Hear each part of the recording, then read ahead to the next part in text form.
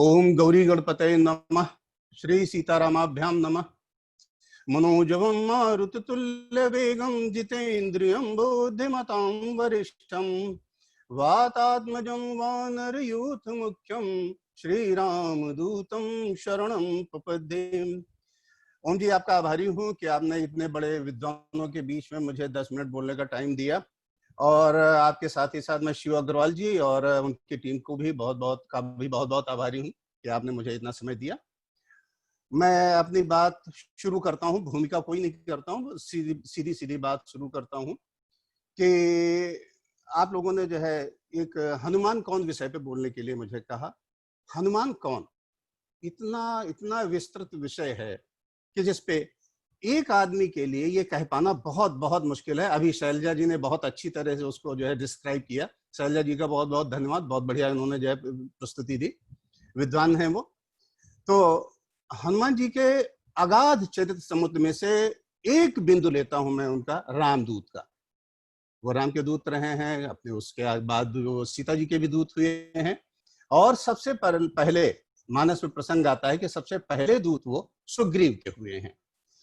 तो हनुमान जी के दूत के बनने का जो है जो पहला प्रसंग है, ये मानस में किष्किंधा कांड में आता है। जब सुग्रीव ने देखा, सुग्रीव ऋषिमुख पर्वत पर रह रहे थे और वहां उन्होंने देखा कि दो बड़े तेजस्वी युवक, धनुर्धारी युवक वीर वेश में और ऋषिमुख पर्वत की तरफ चले आ रहे हैं। तो सुग्रीव बाली के डर से वहां रहता था, बाली वहां जा नहीं सकता था। तो वहां उन्होंने जो है तुरंत ही किसी ऐसे व्यक्ति को भेजना चाहा कि आखिर ये दो लोग कौन आ रहे हैं, कहीं बाली ने तो नहीं उन्हें भेजा है कि मैं अगर ऐसा हो तो मैं ये भी जगह छोड़कर भागूं। तो अब ऐसे में जो दूत भेजा जाता है उसके लिए बहुत जरूरी है कि उसकी योग्यता मालूम हो हमें कि जो दूत को जिसको भेज रहे हैं वो हमें योग्य है, जो हमारा कार्य का साधक हो सकता है। अब इसके लिए सुग्रीव ने जो है उसे हनुमान जी को जो है अपना दूत बनाया, क्योंकि उनकी सेना में जो है जामवंत थे, उनके साथ जो मंत्री थे उनको मालूम था कि हनुमान जी से बेहतर दूत कोई हो नहीं सकता। तो सुग्रीव ने उनसे कहा कि धरि बट रूप देख तय जाई, कहसु जान जिय सैन बुझाई। पहला गुण यह है कि दूत की प्रथम विशेषता है कि जिसके पास भेजा जा रहा है उसके बारे में सब कुछ जान लेने की क्षमता हो उसमें। फिर अब भी जानकारी जो उसने वहां से जानकारी हासिल की है वो त्वरित गति से, देखिए यहाँ गति की भी बात है, त्वरित गति से अपने स्वामी को इस प्रकार इशारे में या गुप्त रूप से भेज दे कि शत्रु को पता भी न चले। इन सब गुणों के कारण जो है कितनी सरलता देखते हैं कि हनुमान जी ने कितनी सरलता से, पहला वे ये हुआ कि उसमें ये योग्यता होनी चाहिए कि त्वरित गति से अपनी जानकारी इकट्ठी कर सके। हनुमान जी में ये पहली विशेषता दिखाई दी हमें। फिर दूसरी विशेषता कि दूत जा रहा है, सरलता से वेश बदल ले। तो इतनी सरलता से उन्होंने वेश बदला, बटुक का रूप बनाया, विप्र का रूप, ब्राह्मण का रूप कह सकते हैं आप उसे, वो बनाया और उसके पास राम के पास पहुंचे। तो वेश बदलने की कला, ये दूत का दूसरा गुण हुआ।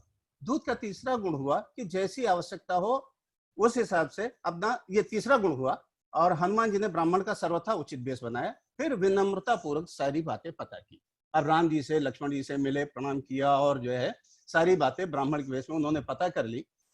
तो ये विनम्रता दूत का चौथा और सबसे बड़ा गुण है, जो हनुमान जी ने पूरे अपने जीवन में विनम्रता का एक बहुत बहुत पराकाष्ठा विनम्रता की हनुमान जी में रही है। तो ये दूत का चौथा गुण हनुमान जी ने अपने रूप में प्रकट किया।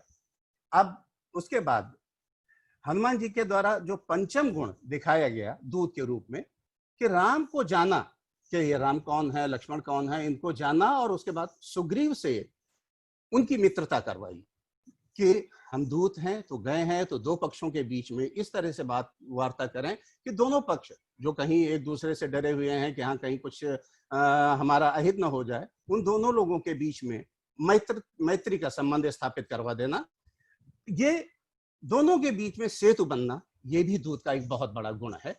ये हनुमान जी के चरित्र से हम देखते हैं कि तब हनुमंत दुहु दिशि, दोनों तरफ से, तब हनुमंत दुहु दिशि की सब कथा सुनाए, पावक साखी देई कर जोरी प्रीति दृढ़ाए। मतलब अग्नि को साक्षी करके राम और सुग्रीव के बीच में इतनी दृढ़ मैत्री स्थापित करवा दी। ये हनुमान जी का पांचवां गुण हुआ। जय श्री सीताराम। एक प्रसंग में ही हमने हनुमान जी के दूत के रूप में ये 6 गुण देख लिए। ये मुझे दिखाई दिए, विद्वज्जन तो इस पे, इसी प्रसंग पे पता नहीं कितनी देर जो है बोल सकते हैं, कितनी देर कितने गुण उसमें ढूंढ लेते हैं। अयोध्या में रहने का सौभाग्य मिला है तो लोग इस गुण पे दो दो दिन बोलते रहे हैं, सुनने का मौका मिला है। ओम जी ने टाइम कम दिया है तो 10 मिनट में ही बात खत्म करनी है। तो अगला बात छोड़ के अब मैं अगला प्रसंग लेता हूं कि देखिए, राम को यह पता चल चुका है जटायु जी से कि सीता जी का अपहरण रावण कर चुका है।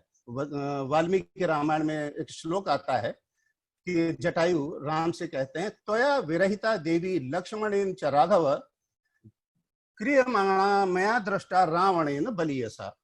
मतलब सीता आपके योग में थी और ऐसे में बलिष्ठ रावण ने उनका अपहरण कर लिया। अब श्री राम और सुग्रीव को सीता का पता तो लगाना है। उनकी वो, मान लीजिए लंका भी गई है तो लंका में कहाँ है, किस स्थिति में है, ये सब पता लगाना है। तो उन्हें और सीता जी को राम का संदेश भी पहुंचाना है। तो और उसके साथ ही साथ रावण इतना पराक्रमी शत्रु है तो उसके पास जाकर यहाँ एक ऐसा दूत चाहिए जो अतुलित बलशाली हो, इतनी लंबी दूरी पे वो जाके, इतनी लंबी दूरी जो 100 योजन का समुद्र पार कर सके, और दूत के कार्यों के साथ साथ एक संवाददाता, एक पराक्रमी सैनिक और एक अति बुद्धिमान व्यक्ति होने का परिचय देना है। साथ ही साथ अपने स्वामी के बल का, तेज का और उनके प्रभाव का जो परिचय देना है रावण को, जिससे पहले से ही उसे ये संदेह हो जाए कि पता नहीं इस युद्ध होगा तो मैं जीत पाऊंगा कि नहीं जीत पाऊंगा। तो भगवान राम की जो है मर्यादा या उनका प्रभाव शत्रु के सामने वो करना है और प्रकट करना है। इसीलिए जो सुग्रीव जी हैं, सुग्रीव जी की सेना में जो मंत्री हैं, सर्वश्रेष्ठ मंत्री हैं, सबसे वरिष्ठ मंत्री हैं जामवंत जी, उन्होंने हनुमान जी में ये गुण सभी देखे। वाल्मीकि रामायण कहती है कि बलम बुद्धिम तेजश्च सत्वम च हरिपुंगव विशिष्टम सर्वभूतेषु किमात्मानं न सज्जसे। जामवंत जी ने कहा कि बल, बुद्धि, तेज, सत्व, इन सब में आप विशिष्ट हैं हनुमान जी, फिर आप जो है इसके कार्य के लिए क्यों नहीं जो है शुरुआत करते हैं। हनुमान जी को भी जो है अपना बल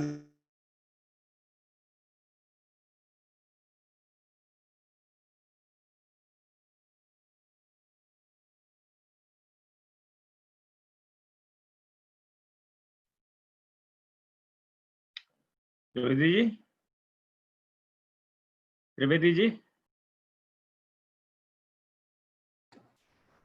पावर फेलियर कुछ हुआ होगा। हाँ त्रिवेदी जी एकदम गायब हो गए। सूक्ष्म रूप धारण कर लिए लगता है। सूक्ष्म रूप उधर से ही दिखाना। सूक्ष्म रूप उधर हमें दिखावा। तो आई थिंक वो अभी आ नहीं पा रहे, तो let just wait for second. मेरी आवाज पहुंच रही है क्या? हाँ बोलिए आप थोड़ी देर समय नहीं वो ठीक है। वो जो हनुमान जी लंका की तरफ जा रहे हैं तो व्यवधान तो बीच बीच में आएंगे ही। आना ही है, बिल्कुल। जी तो वो व्यवधान तो आएंगे थोड़े बहुत। तो वशिष्ठ वाल्मीकि रामायण में कहा गया कि बलम बुद्धिश्च तेजस सत्यम च हरिपुंगव विशिष्टम सर्वभूतेषु किमात्मानं सज्जसे। तो हनुमान जी को बताया जो है जामवंत जी ने, और हनुमान जी इस कार्य के लिए तैयार हुए। उन्हें तो आदेश मिलने की देर थी। तो भगवान राम, महाराज सुग्रीव और जामवंत जी ने हनुमान जी को प्रेरणा दी और हनुमान जी लंका की ओर चलते हैं। अब लंका की ओर चलने में समय की भी बाध्यता है, जैसे अभी मेरे सामने बाध्यता है तो तेजी से चलना है। तो हनुमान जी जिस गति से चलते हैं उस गति का तुलसीदास जी वर्णन करते हैं कि वो इतनी तेजी से जा रहे हैं कि जहां पे उनका पैर पड़ता है, वो जिस पर्वत पर उनका पैर पड़ता है वो पर्वत लगता है जैसे पाताल में चला जाता है। जय गिरि चरण देई हनुमंता चले उसोगा पाताल तुरंता।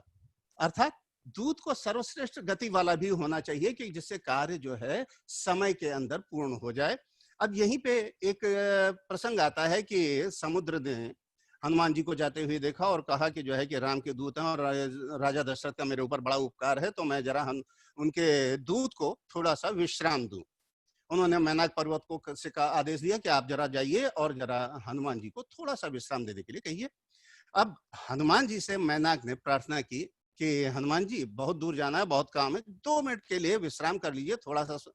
अब हनुमान जी ने क्या कहा, बड़ी विनम्रता से उन्होंने उनका अनुरोध टाल दिया और उन्होंने कहा, त्वरते कार्य कालों में आहचाप्यति वर्तते प्रतिज्ञा च मया दत्ता न स्थातव्य मिहांतरा, कि सुमेरु जी, मेरे कार्य का समय मुझे बहुत जल्दी करने के लिए प्रेरित कर रहा है, दिन बीत रहा है और मैं प्रतिज्ञाबद्ध हूं कि मैं बीच में कहीं ठहर नहीं सकता।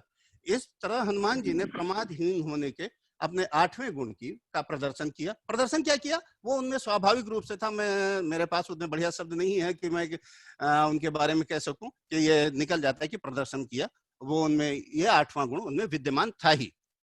आगे इसी प्रसंग में हनुमान जी लंका पहुंचते हैं, सारे विद्वान लोग हैं, सारे जानते हैं, मैं संक्षिप्त में बात कह रहा हूं कि इसी प्रसंग में हनुमान जी लंका पहुंचते हैं। लंका में बहुत कड़ी सुरक्षा है।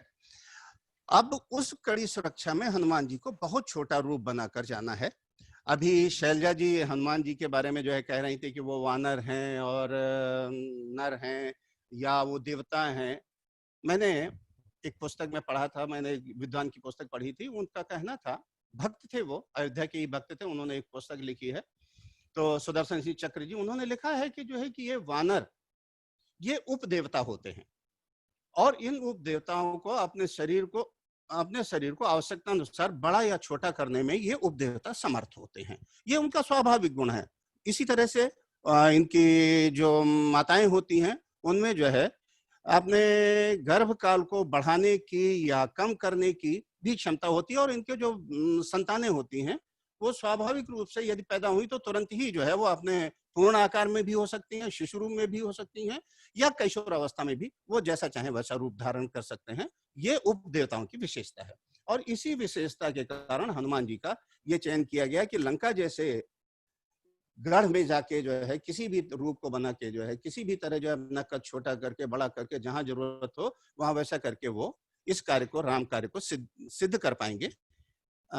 आवाज पहुंच रही है ओम जी? जी। तो इस प्रकार से हनुमान जी ने अपना ये आकार बड़ा छोटा करने का ये जो उनका 9वां गुण था ये उन्होंने प्रदर्शित किया और उन्होंने छोटे रूप में लंकिनी के सामने जो है जाके लंकिनी को एक किसी भी तरह प्रताड़ित करके या जो भी आवश्यक था वो करके वो लंका में गए। उसके बाद आप सब जानते हैं कि उन्होंने अपने जो है गुणों से लंका का दहन किया, रावण को राम की जो है के बारे में सारा कुछ बताया और रावण के मन में राम के प्रति एक भय उत्पन्न किया कि जिसका दूत इस तरह से कर सकता है अगर वो आएगा तो इसको कह सकते हैं आप कि एक मानसिक जो लड़ाई थी, बहुत सारी मानसिक लड़ाई एक उन्होंने अपने दौत्य कर्म से जीत ही ली कि राम का भय एक लंका में हो गया कि जिसका दूत ऐसा कर सकता है। तो अब इस प्रसंग को आगे छोड़कर चलिए मैं आपको अशोक वाटिका ले चलता हूं कि जहां पे हनुमान जी अशोक वृक्ष पर बैठकर देख रहे हैं कि सीता जी अपने साधारण से मलिन वेश में भगवान राम के ध्यान में लगी हुई है। रावण आता है, वार्तालाप से ज्ञात होता है कि सीता जी सिर्फ और सिर्फ श्री राम जी के दर्शन के लिए जीवन धारण किए हुए। अब यहाँ हनुमान जी का एक श्रेष्ठ संवाददाता का रूप प्रकट होता है। अब श्रेष्ठ संवाददाता वो होता है जो सत्य तो कहता है, जो सत्य हो लेकिन शिव भी हो, मतलब कल्याणकारी भी हो और सुंदर भी हो। मानस में, एक मिनट लगेगा, मानस में ये 2 तरह के संवाददाता हैं, एक मंथरा है और एक हनुमान है। मंथरा भी जो है सत्य ही बोलती है, वो सत्य बोलती है लेकिन उसमें उसका अपना कुछ स्वार्थ छिपा रहता है। वो मंथरा कैकेयी से कहती है कि खाइए पहरे राज तुम्हारे, सत्य कहे नहीं दोष हमारे। सत्य वो भी कहती है कि मैं आपका दिया हुआ खा रही हूँ, आपका दिया हुआ पहन रही हूँ, आपके राज्य में रह रही हूँ, इसलिए सर मैं जो भी कहूंगी सत्य कहूंगी और इस सत्य कहने में मुझे कोई दोष नहीं है। किंतु इस सत्य में वो अपने स्वार्थ की पच्चीकारी कर देती है। पच्चीकारी वो जैसे कोई गहना बनता है ना, उसमें रत्न जड़ दिए जाते हैं, उसको पच्चीकारी कहते हैं। तो उसमें अपने स्वार्थ की पच्चीकारी कर देती है और वो मानसकार कहते हैं कि रचिपचि कोटि कुटिलपन कीने से कपट प्रबोध, या उसके आगे कहते हैं कि तेहिके रचिपचि बंध बनाए बिच बिच मुक्ता दाम सुहाए। अपने स्वार्थ के मोती जड़ दिए, उसमें स्वार्थ के जो है रत्न जड़ दिए, और इसका परिणाम क्या हुआ? सत्य में जब स्वार्थ जुड़ जाता है तो उसका परिणाम बहुत भयंकर होता है। और हम देखते हैं कि लौकिक रूप से अयोध्या का एक तरह से सर्वनाश हुआ, राजा दशरथ की मृत्यु हुई, सारी रानियां विधवा हुई। तो ये स्वार्थ सत्य में जब जुड़ता है तो इस तरह का जो है विध्वंस करता है। दूसरी तरफ हनुमान जी हमारे संवाददाता हैं, जो कहते भी हैं, जो कुछ भी कहते हैं उसके पीछे जो है उनका कोई स्वार्थ नहीं है, सिर्फ राम की भक्ति है और माँ सीता की भक्ति है, और दोनों को मिलाने का उनका अपना उद्देश्य है। मानसकार का कहना है कि हनुमान जी ने राम की शपथ सिर्फ एक बार ली है, जब उन्हें सीता जी को अपना परिचय देने की जरूरत पड़ी। उन्होंने कहा कि राम दूत मैं मातु जानकी, सत्य शपथ करुणा निधान की। उन्होंने अपने परिचय के लिए भगवान राम की शपथ ली, जिससे कि जो है सीता जी को विश्वास हो जाए कि ये जो वानर आया है सामने, जो रूप देखा उन्होंने, ये जो वानर आया है ये वास्तव में राम का ही दूत है। तो अब बात यहाँ हुई कि जो है कि सीता जी इतने दिनों से, लगभग 1 महीने से दूर, इतने दिनों से दूर थी। कहीं ऐसा तो नहीं कि रावण का वैभव देखकर उनके मन में कहीं कोई बात आ गई हो। तो ये परखने के बाद कि नहीं, श्री राम जी के प्रति उनका अटल प्रेम है, और श्री राम और सीता के बीच में अटल प्रेम को और सुदृढ़ करने के लिए उन्होंने जो है सीता जी से जो बात की, उसके बाद सीता जी को भरोसा हुआ कि हाँ ये राम के दूत हैं, और जो है इन्होंने जो कुछ कर दिया है उससे लगता है कि ये सर्वसमर्थ हैं। तो आंखों में आंसू भर के उन्होंने कहा कि जो है कि लगता है हनुमान जी, राम जी ने मुझे बिल्कुल ही भुला दिया है। बचन ननाओ भयन नयन भर बारी, आह नाथ हो निपट बिसारी। अब सीता जी की स्थिति को देखकर राम का संदेश वो सीता जी को सुनाते हैं। भले ही वो शब्द इस्तेमाल करते हैं जो शायद राम जी ने हनुमान जी से नहीं कहे थे, कि उन्होंने कहा कि जन जननी जी मानो ऊना, तुमते प्रेम राम के दूना। कि राम जी के मन में आपके लिए, आपसे जितना प्रेम आपके मन में राम के लिए है, उससे 2 गुना प्रेम राम के मन में आपके लिए है। कहीं मानस में ऐसा नहीं मिलता, या वशिष्ठ रामायण में ऐसा नहीं मिलता कि राम जी ने ये बात कही हो। लेकिन उत्तम संवाददाता वही है कि जो वो अपने कार्य के लिए सर्वश्रेष्ठ वचनों का, सर्वश्रेष्ठ शब्दों का उपयोग करके और कार्य की महत्ता अपनी जो है सिद्ध कर दे, और अपना दौत्य कर्म भी सिद्ध कर दे। और इसका परिणाम ये हुआ कि इस दौत्य कर्म का परिणाम ये हुआ कि जो है कि वो उन्होंने राम जी से जाके जो सीता की बात सुनाई, तो उसके कारण राम जी को तुरंत ही कहना पड़ा। उन्हें लगा कि हाँ, जो कुछ हनुमान जी ने कहा है, इस कारण अब सीता जी के लिए जरा भी विलंब करना आवश्यक नहीं है। तुरंत ही मानसकार कहता है कि अब विलंब के ही कारण कीजिए, तुरंत कपिन कहूं आयस दीजिए। तो अच्छे संवाददाता का, अच्छे दूत का गुण ये हुआ कि तुरंत ही जो भी कार्य होना था उन्होंने सिद्ध किया, और तुरंत ही राम को लंका के लिए चलने के लिए तुरंत ही वो तैयार हो गए। मैं बस अपनी बात खत्म कर रहा हूं कि हनुमान चरित अगाध है। मैंने अपनी पात्रता के अनुसार रामदूत के रूप में उस समुद्र से 11 बूंदे लाकर आपके सम्मुख प्रस्तुत करने का प्रयास किया है। आप सबने धैर्यपूर्वक मेरी बात सुनी, इसके लिए आप सभी का आभार, बहुत बहुत धन्यवाद। जय श्री राम, जय हनुमान।